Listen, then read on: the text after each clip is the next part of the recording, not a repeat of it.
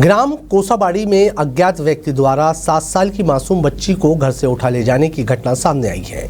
मामले को 9 दिन बीत जाने के बावजूद पुलिस और प्रशासन की निष्क्रियता के खिलाफ कांग्रेस पार्टी ने मोर्चा खोल दिया है। बेटी को न्याय दिलाने और शासन को जगाने के उद्देश्य से कांग्रेस कार्यकर्ताओं ने बेटी बचाओ न्याय पद यात्रा का आयोजन किया।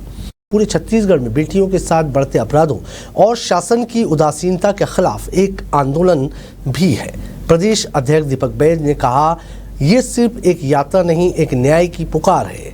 जब तक बेटी और उसके परिवार को न्याय नहीं मिल जाता, कांग्रेस पार्टी मजबूती से उनके साथ खड़ी रहेगी।